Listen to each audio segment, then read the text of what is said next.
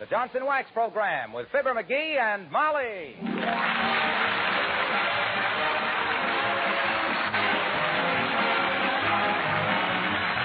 The makers of Johnson's Wax products for home and industry present Fibber McGee and Molly, written by Don Quinn and Phil Leslie, with music by the King's Men and Billy Mills Orchestra.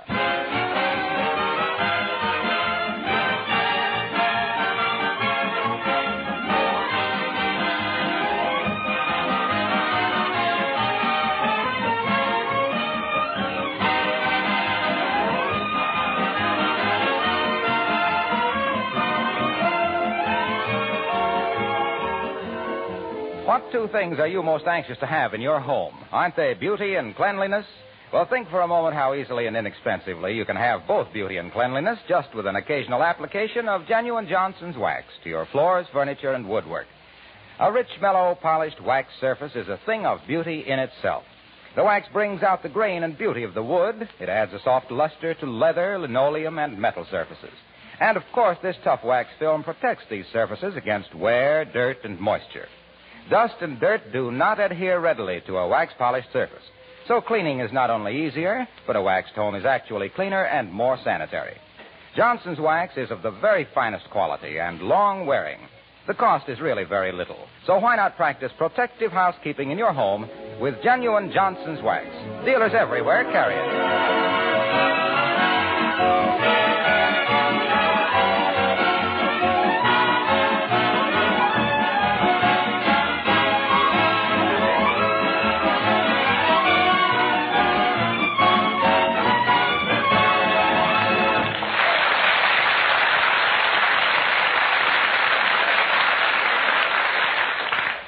There are certain people who simply won't admit that nature does anything right. They're the kind who gild cattails, paint Whose Little Tootsie Are You on the shells of baby turtles, and clip poodle dogs to look like anemic lions. Here's one of those people now, as we meet Fibber McGee and Molly.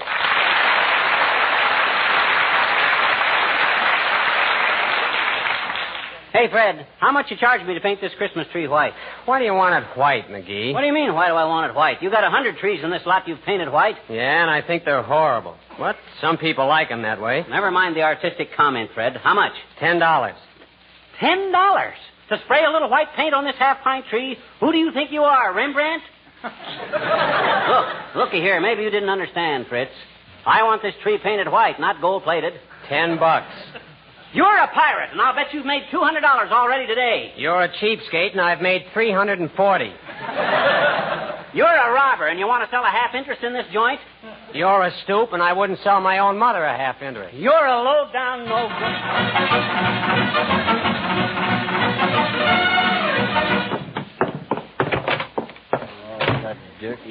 the dirty swindler. $10 to spray a little tree white. The rat. Cheating people right and left.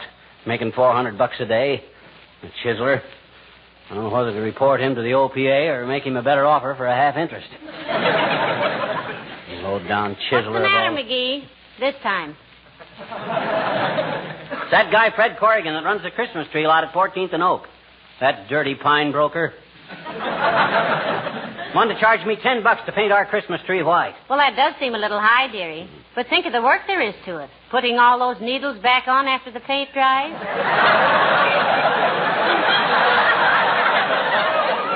They don't take the needles off. They just spray the trees. Whoosh, whoosh, whoosh. That's all there is to it. Well, if wishing will make it so, why don't you do it yourself? If it's a $10 job, I can't afford to pay myself that much. Besides, I haven't got a paint spray, so...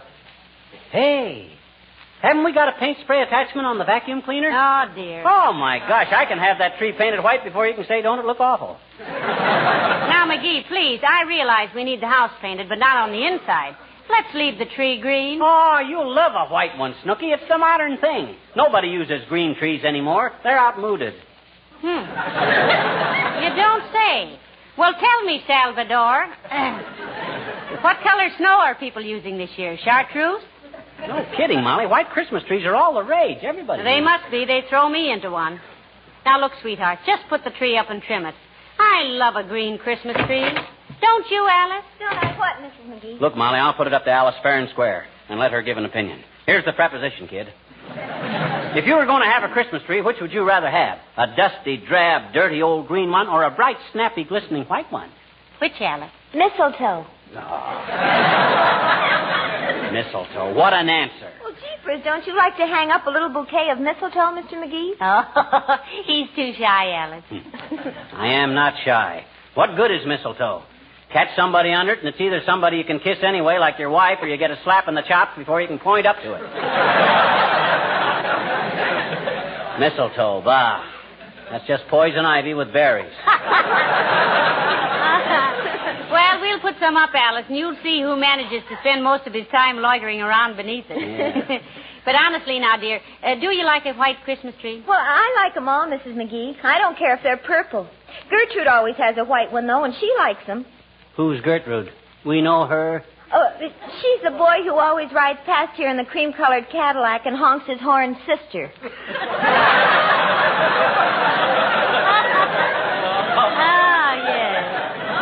I see. Well, himself here used to go with a man who owned a Stutz Bearcat's niece. Yeah, but I gave her up for an old guy with a broken-down Maxwell's daughter. But honestly now, Alice, don't you really prefer a white Christmas tree? Well, I got awfully tired of them, Mr. McGee. When I was a little girl, my father gave us kids some little tiny paintbrushes and told us to paint a Christmas tree white. Heavenly days. Wow. It must have taken you children a long time to paint a tree with little brushes. How long did it take you, Alice? Oh, we never did get it finished. But it kept us off the streets till we were 18 years old. Well, I got to wrap some presents. See you later.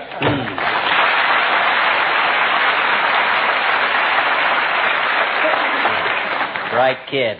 How all that lovely golden hair can grow out of that solid bone, I'll never know. Oh, she's awfully sweet, though, McGee. There isn't a mean thought in Alice's head. No, nor any other kind. Well, this ain't getting my tree sprayed. Where'd you leave the tree, dearie? Out in front. I can attach the vacuum cleaner cord from the porch light. Now, let me see if I get the porch... Come in. Oh, hello there, Dr. Gamble. Hello, Molly. How are you today, pantry paunch? Fine, Jumbo, fine. You out spreading a little Christmas cheer, telling your patients you're going to retire? Oh. He's not going to retire for years yet, are you, Doctor? My dear, I will retire on that far distant day when I can write a personal check for $400 and not have the hired help at the Fourth National Bank burst into hysterical laughter. Why, go on, you old miser. You got that much buried under a loose brick in the fireplace right now. Trouble with you is you got more affection for $1 than my wife has for a pound of butter. And that's the love match of the year, Fatso. You have no right to say that, though, McGee. Dr. Gamble does more private charity work than anybody in town. Certainly. I'm a very noble character. When I walk down the street, flowers spring into bloom. Oh. Birds burst into song, and taxicabs honk twice before they try to kill me. Well, I got to run along now. This is my busy season, you know. I suppose the children keep you pretty busy around Christmas time, Doctor, huh? No, it's the so-called grown-ups, my dear. Huh? This is the silly season, when 200-pound men start climbing 49-cent stepladders to wire dime store angels to the tops of $3 Christmas trees and wind up in a $500 plastic cast. Penny-wise and compound fracture foolish. Don't you want to stick around and watch me trim our Christmas tree, Doc? I'm painting it white. Well, you don't have to do that, skipwit. Huh? When I put my gift for you under it, it'll turn white.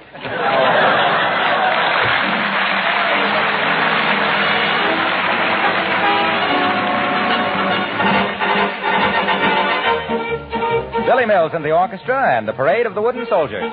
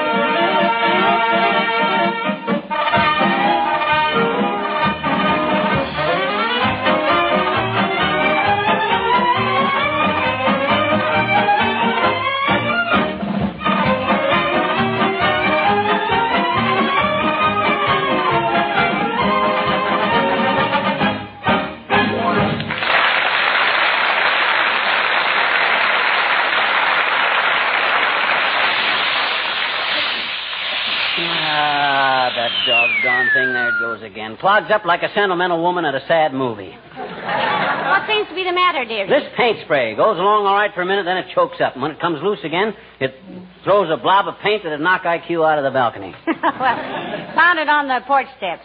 And maybe that'll loosen it up. Okay, I will. There, now try it. Okay. Oh, heavenly days, McGee, you almost hit me with that. I'm sorry, kiddo. I didn't know it was loaded. Well, here we go. There, now, Dad ratted had done it again. Clogged up. Well, hurry up and get the job finished, McGee. It's colder than a lineman's lunch out here. Well, you go on in the house if you want to. I can handle this all right. No, I've got to stay out here and tell people who you are. Huh? You get a little more of that white paint on you, and they'll think you're a badly constructed snowman. Okay.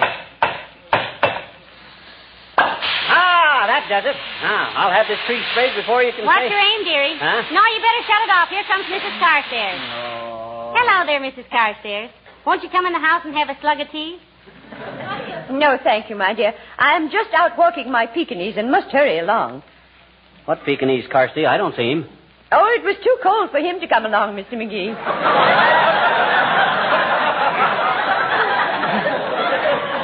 But as long as one of us goes out, he's satisfied. Ah, it's really a sweet little dog, Millicent, from what I've seen of him. Personally, I wouldn't have one of them four-legged dust mops as a gift. Give me a man-sized dog. I ever tell you about the hunting dog I had once, Carsty, by the name of Durante? Durante? Yeah, what a nose that dog had. Never forget one time we were walking through the woods. Me and my dog, pipe over my shoulder, gun in my mouth. What was that again? Gun over my shoulder and pipe in my mouth, when all of a sudden Durante freezes. He's on point. Nose quivering, tail out like a ramrod. 1 foot in the air. I raises my gun, walks slowly forward, and there, not 10 feet away, was a guy sitting on a stump. That was quite a dog, Mr. McGee. Trained to flush game wardens, was he? No, sir. I bawled the dog out, and then I was never so ashamed in my life. It was the smartest thing he'd ever done. Why? Well, sir, I got talking to the guy, and you know what? His name was Partridge. Oh. Henry W. Partridge. Wasn't that wonderful, Carsty? No, I don't think that's so remarkable, Mr. McGee. In the light of what a police dog of mine once did. What was that, Millicent? After all, it's so cold out tonight, the bologna won't spoil. Well, this dog of ours was extremely intelligent. Mm-hmm. One day I had him in the post office, and I noticed he was staring at the police posters on the wall. Suddenly, he dashed out the door and was gone. Probably went out to steal an apple off a fruit stand, Carsty. No. When I got home, he was gripping our butler by the vest pocket and was barking into the telephone, which he'd knocked off the table. When the police arrived, it turned out that Jarvis was wanted by the authorities in 3 states. Yes, but why was your dog holding him by the vest pocket, Millicent? That was where our butler kept his fountain pen. You see, he was wanted for forgery. Well, so nice to have seen you. Good evening.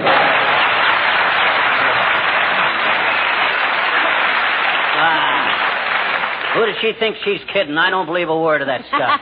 I'll bet she made that whole thing up. Well, never mind her, dearie. Get busy with that paint before it freezes solid, will Huh? you? Oh, gee, I'd mind at that. Well, back to work. There she blows. Yeah. Stopped up again, McGee? Yeah, the doggone thing. I only got about a third of this tree sprayed, too. Maybe if... Hey. What? How could Carstairs' dog be gripping the butler by the vest and barking into the phone at the same time?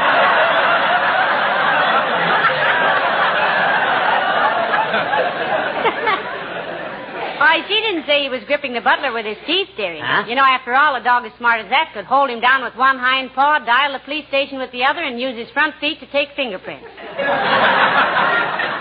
Yeah, maybe, but how she... Oh, well, why should I worry? That's better yet. You're getting more paint on yourself than you are on the tree, McGee. Well, the wind keeps changing. They ought to make these paint sprays with a weather vane on them. Why, George, hip. Oh, dear. In the time you've taken to get this tree a dirty gray, pet. I could have whitewashed the Kaibab National Forest with a flip gun. Well, doggone it, I don't see... Hello, folks. What's going on here? Hello, Mr. Wilcox. Hi, Junior. Pull up a front step and give yourself a three-point landing. You want your Christmas tree painted white, Mr. Wilcox? Trot home and get it. Yeah, I won't be out here very long, Junie, as soon as I adjust the nozzle on this paint. Hey, wait a spray, minute, Mac. Do you mean to stand there like a front man for painter's colic and tell me you're actually going to ruin that pretty little tree with white paint? Ruining that refugee from the forest primeval? Despoiling a magnificent evergreen? Ah, skip the dramatics, Junior. We know you memorized Evangeline in high school. And you played the heavy in the Chautauqua Company of Rebecca of Sunnybrook Farm, too, didn't you, Mr. Wilcox? The juvenile lead, if you please. I also had 3 seasons of Shakespeare. A likely story. When you play Shakespeare, son, that's when Othello needs a friend. Everyone in Omaha, I'll have you know, said I was another Barrymore. Why, when I came out in my tights and said, "Oh, what a rogue and peasant slave am I." You can say that again. Now, hush, McGee. I love Shakespeare. Go on, Mr. Wilcox. Is it not monstrous that this player here, seeing a lady forced to menial task and seeing such drudgery, would not then dispense a thing called Johnson's glow coat? Forsooth, a goodly fluid, which spread upon the scullery linoleum would thus eliminate the scrub. No rub, no bump. Just pour it on, and in 1/3 the time it takes for our glass to turn, it dry. If Shakespeare ain't in the public domain, this 2-bit Orson Welles is going to be sued for $9 million. Ah, yes, it dries. And so mirror-like it gleams. The porridge spilled, wiped off, leaves not a single spot. The labor saved, the hours gained, the beauty seen. 'Tis glow coat. Beloved by chatelaine and serving wench alike. Your nearest dealer. Hey, now wait a minute, Mr. Wilcox. Is that in Hamlet? My dear girl, it's in every hamlet, every village, every town, city, and metropolis. Every place where a housewife takes pride in the appearance of her kitchen. And if I don't get back to the office in the next 10 minutes, I'll find myself back in Chautauqua. So long, kids.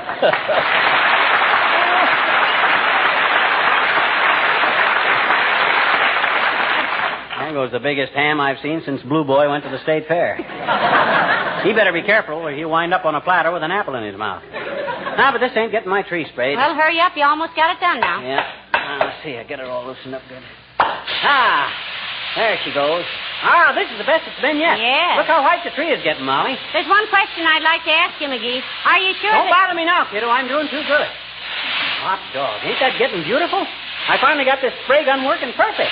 I know, but look, McGee, I've been wanting to ask you if... Later, Tootsie, waiter. I'm just about finished now. Just up there a little bit. Ah, oh, gee, I'm through. All done. And believe me, that's the whitest white Christmas tree you'll ever see. Now, won't you admit this is a mighty pretty effect, baby? Yes, if you like that sort of thing. Mm-hmm. Well, I'll go and make some hot coffee, dearie. Okay. McGee, Huh? whose Christmas tree is this on the front porch? Oh, that's the one I bought this morning that I'm going to paint white. What? Oh, my gosh, what tree did I paint? The one that's been growing there in the yard all these years.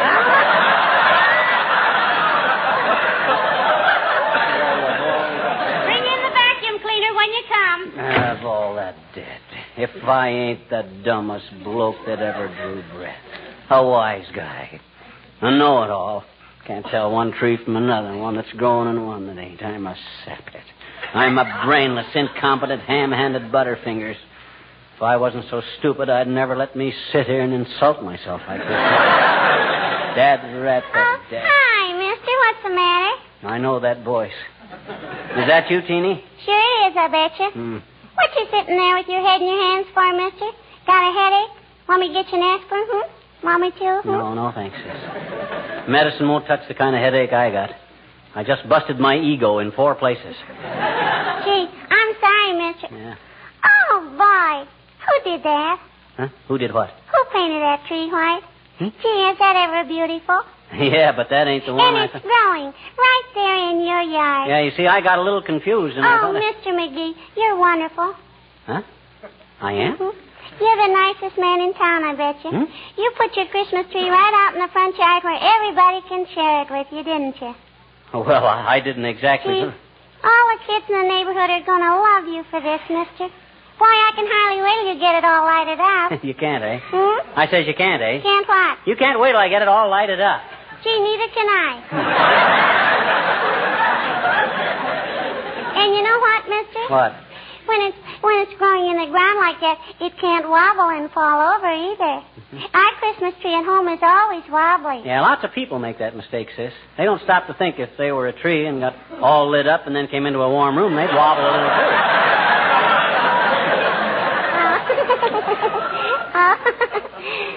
Skip it. So you think it looks all right out here in the front yard, huh? Oh, boy. I'll say. Mm-hmm. Now all the little children that haven't got Christmas trees can come and see yours, can't they? Yeah, I kind of plan to get a lot of little bags of candy and stuff and let the kids help themselves Christmas Eve, sis. I just planned that. Think they'd like that? Gee, will they ever? And us kids will sing. Sing what? You know, the song we sing for you every Christmas time. 'Twas the night before Christmas, the one we just recorded. Oh. Would you like to hear it now, mister? Would you? Yes.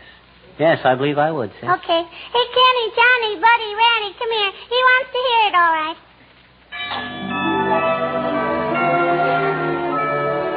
A wonderful bunch of kids going around the neighborhood with a 30-piece orchestra.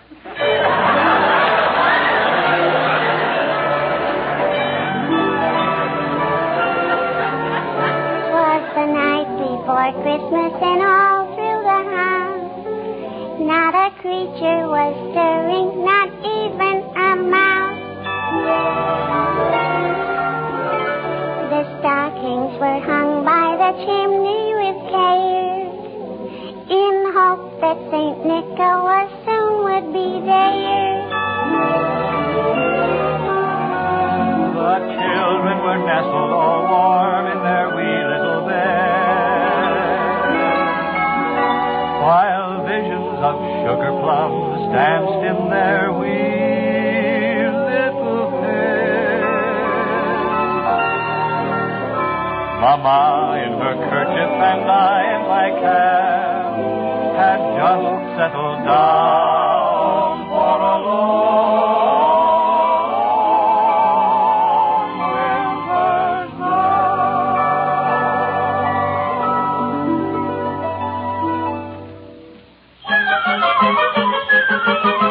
Down along there rose a clatter. I sprang from my bed to see what was the matter. Away to the window I flew like a flash, tore open the shutters, threw open the sash. Then, what to my wondering eyes should appear but a miniature sleigh and a tiny reindeer, with a little old driver so lively and quick that I knew right away that it must be St. Nick. All bundled in fur from his head to his foot, old Santa was covered with ashes and soot. I drew in my head and was turning around when down the chimney he came with a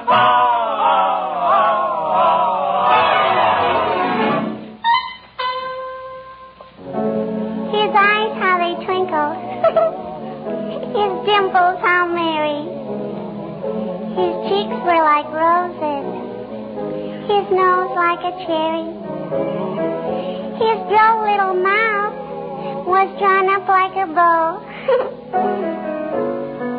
The beard on his chin was as white as the snow. The stump of a little old pipe he held tight in his teeth, and the smoke went around and around and around his head like a wreath. He was so chubby and plump, a right jolly old elf. Then I laughed when I saw him in spite of myself. He had a broad face, and a little round belly, that shook when he laughed, like a bowl full of jelly. He gave me a wink of his eye and a twist of his head, a chuckle and a smile. I knew all the while I had nothing to dread. He spoke not a word, but went straight to his work and filled all the stockings. Oh, boy. Then turned with a jerk, and laying a finger aside of his nose, and giving a nod up the chimney he rolled.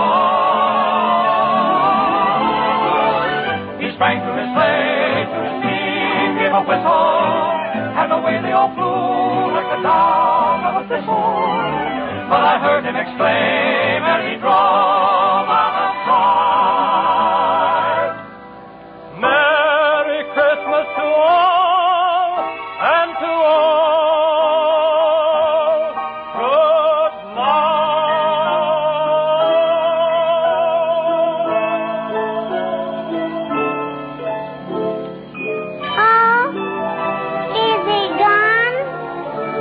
good night after Christmas and all through the house, not a creature is stirring, not even a mouse.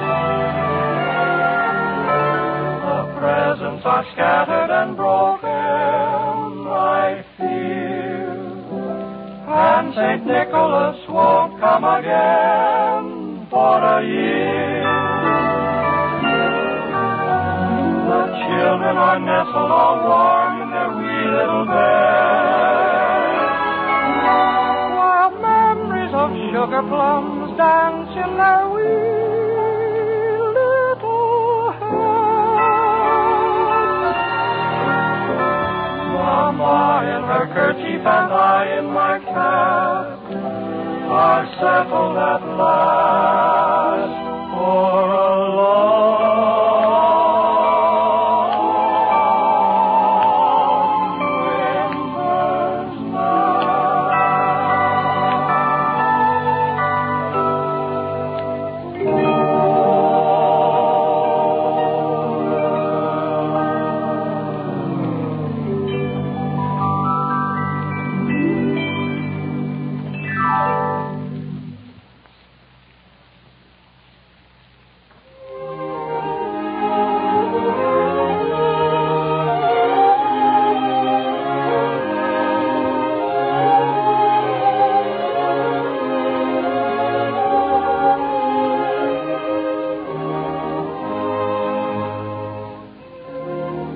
This is the National Broadcasting Company.